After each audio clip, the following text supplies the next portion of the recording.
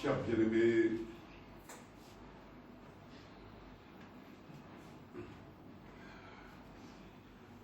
je voudrais appeler l'Église à vraiment entrer dans son héritage.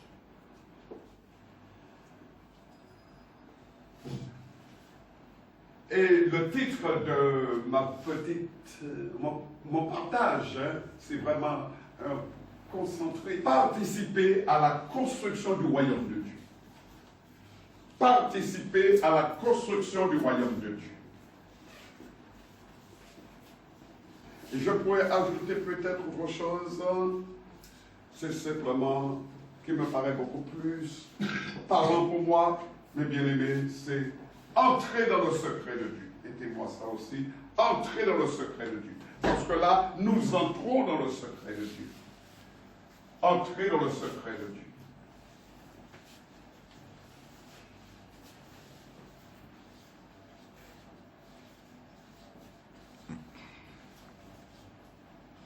Encore un autre, mes bien-aimés, alléluia, retrouver notre nature spirituelle. Parce qu'au départ, nous étions des êtres spirituels.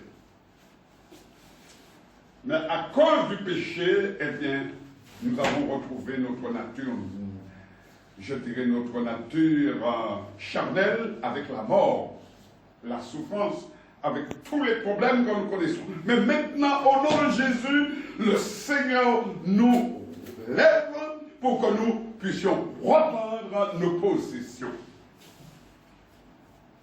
Amen. Merci, ma soeur. Gloire soit rendue à Dieu. Alléluia.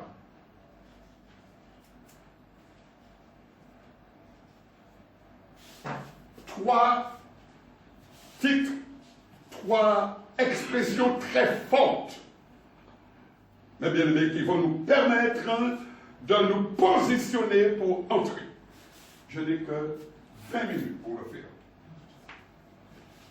Il faut savoir une chose, c'est qu'au départ, nous avons été créés par le souffle de Dieu. Genèse 2, verset 7. L'éternel Dieu forma l'homme de la poussière de la terre.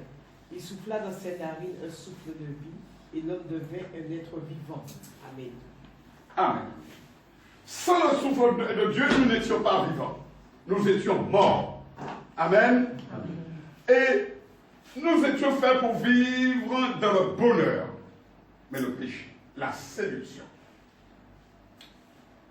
Le diable, il est fort.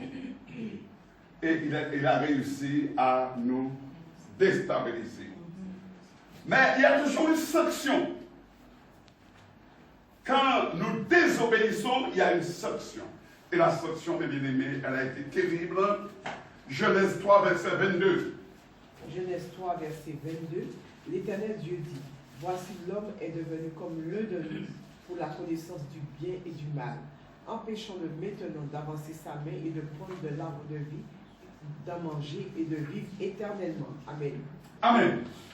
Alléluia. Nous étions voués à la mort éternelle. Mais Dieu, dans son amour, dans sa grâce, eh bien, il a accepté de payer le prix à notre place. Et il a accepté la mort. Car sans effusion de sang, il n'y a pas de pardon. Sans effusion de sang, il n'y a pas de pardon. Il n'y avait que le sang qui pouvait vraiment nous protéger. Et jusqu'à aujourd'hui, s'il n'y a pas le sang, on n'est pas protégé. Amen. Alors, Dieu, dans sa grâce, dans son amour, de sa pédagogie aussi, il a vu une chose. Et cela est vrai pour chacun de nous. C'est-à-dire que lorsque l'Esprit de Dieu, alléluia, n'est plus en nous, il est éteint, on ne le voit plus, c'est la souffrance, c'est la mort, etc. et tout, c'est le corps qui descend, alléluia. Et le Seigneur, à ce moment-là, il a établi, et je dirais, une thérapie, c'est la régénération. Et moi, ça en rouge, la régénération. Avant même que nous puissions être opérationnels, il va nous régénérer. Amen. Il va nous régénérer, mes bien-aimés. Ça, c'est important, ça. Alléluia. Et il y en a beaucoup qui n'ont pas compris cela. Surtout même des docteurs de la loi. C'est pourquoi nous voyons Nicodème qui va venir de nuit et va dire, mais dis-moi comment tu fais, parce que pour faire tant de miracles, eh bien, il faut que tu sois de Dieu. Parle-moi. Et le Seigneur lui a dit, si tu n'es pas né de nouveau, d'eau et d'esprit, tu ne peux rentrer dans le royaume de Dieu. C'est Jean 3, versets 8 à 9. Le vent souffle. Le souffle que nous avons reçu, il est en émanation. Il est partout dans le monde. Et c'est pourquoi Dieu appelle les chrétiens à se lever dans l'esprit. Avec le souffle qui les emmène partout. Le souffle qui les régénère. Le souffle qui les régénère. Qu'est-ce que c'est que la régénération? La régénération, mes amis, c'est la reconstruction. Pardon. La reconstitution des tissus organiques lésés, abîmés chez les êtres vivants. C'est le renouvellement moral. C'est l'amendement de ce qui était corrompu, altéré. Alléluia. Donc Dieu va commencer par le commencement, la régénération. Alléluia. Et nous allons voir comment il fait pour la régénération. Alléluia. Chers bien-aimés, nous allons voir comment il va opérer pour toute une société qui est malade. Une société malade de son temps, l'esprit. Et aujourd'hui encore, c'est pire. Et il va montrer la puissance, le pouvoir de l'esprit. Ce n'est pas, mes bien-aimés, avec nos connaissances intellectuelles que nous pouvons faire quoi que ce soit. Parce qu'il y a un homme que j'aime beaucoup citer, Rabelais. L'homme sans conscience n'est que ruine de l'âme. Lorsque vous n'avez pas la conscience, vous ne pouvez rien produire de fort. Rien produire qui va exister. Tout ce que vous faites, eh bien, mes bien-aimés, ne va pas durer. Parce qu'il n'y a pas cette conscience en vous. Lisons, chers bien-aimés, Ézéchiel 37, verset 11. Tout un pays qui se dit, nous sommes découragés. Notre espérance est détruite. Nous sommes perdus. Qui pourra venir à notre secours? Et aujourd'hui, plus que jamais, dans les familles, même dans l'Église, nous assistons à ce phénomène de découragement. Il n'y a plus de joie maintenant. Mais le Seigneur veut relever le défi. Et le Seigneur a dit, alléluia, le Seigneur a dit, la création attend avec un ardent désir la révélation des fils de Dieu. Où sont les fils de Dieu? Où sont les filles de Dieu, les bien-aimés, qui vont relever le défi dans leur société? Avons-nous un esprit, alléluia, de courage ou bien de lâcheté? La plus souvent, nous fermons notre bouche. Alléluia. Le Seigneur montre à Ézéchiel tous ces eaux, voilà, tous ces gens qui sont là, ils sont morts spirituellement. Mais ils disent, nos os sont desséchés. C'est la maladie. C'est le découragement. Notre espérance est détruite. Nous sommes perdus. Je veux te dire, tu n'es pas perdu. S'il y a quelqu'un qui parle comme cela à côté de toi, tu lui dis non. Parce que je vais t'apprendre à connaître le véritable Dieu Tout-Puissant, le Seigneur Jésus, et tu verras qu'en Jésus, il y a la vie. Tu peux repartir.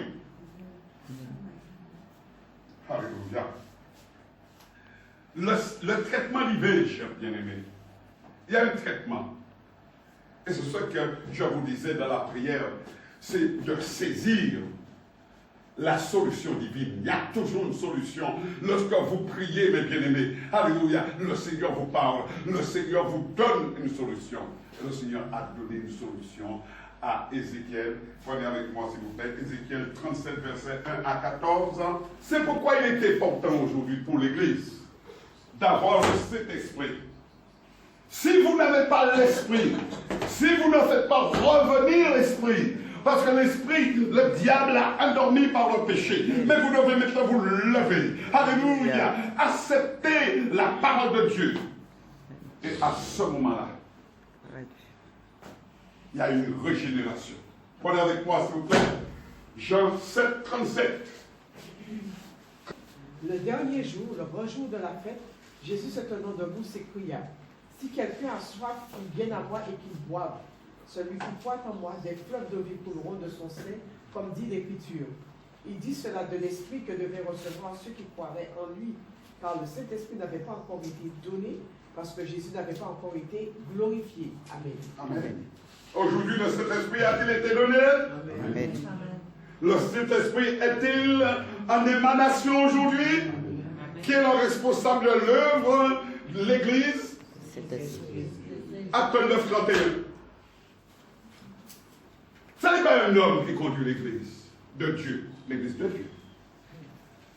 Si l'homme n'a pas été placé, n'a pas été élu, n'a pas été... Eh bien, vous perdez votre temps. Acte 9, 31, l'Église était en paix dans toute la Judée, la Galilée et la Samarie, s'édifiant et marchant dans la crainte du Seigneur. Et elle s'accroissait par l'assistance du Saint-Esprit. L'Église s'accroissait par l'assistance du Saint-Esprit. Amen. La régénération, c'est-à-dire la reconstitution des tissus organiques qui ont été lésés par le péché, qui ont été abîmés par le péché. Lorsque je vois dans cette société, les femmes sont le plus atteintes et le plus souvent cancer. Alléluia. Toutes les parties génitales, tout le bas, mes bien-aimés, est détruit simplement parce que il y a des esprits qui sont là, qui sont logés. Et tant que vous n'avez pas pris conscience qu'il faut les chasser, ils sont en train de nous manger.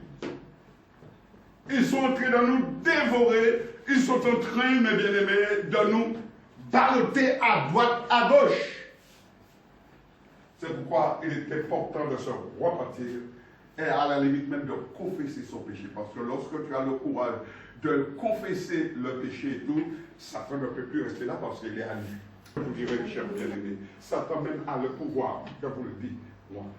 Il a le pouvoir de vous laisser vous marier, et puis pendant que vous êtes marié, etc., et tout, vous ne pouvez même pas avoir une vie sexuelle, et je dirais, harmonieuse, parce qu'il est là entre vous deux. Il est là entre vous deux. C'est l'esprit, mes bien-aimés.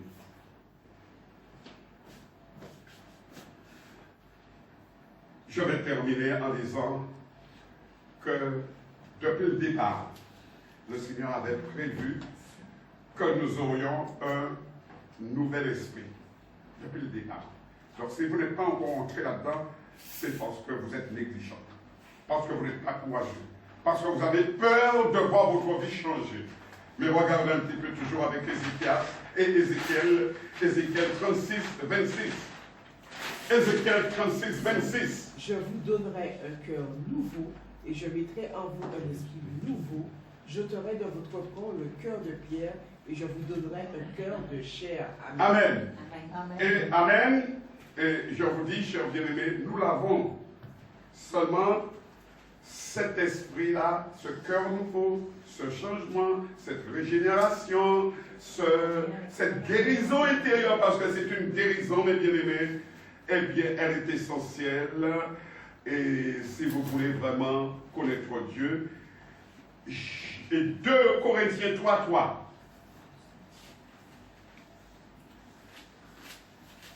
2 Corinthiens 3, verset 3. Vous êtes manifestement une lettre de Christ écrite par notre ministère, non avec de l'encre, mais avec l'Esprit du Dieu vivant, non avec des tables de pierre, mais sur des tables de chair, sur les cœurs. Amen. Amen. La lettre tue et l'esprit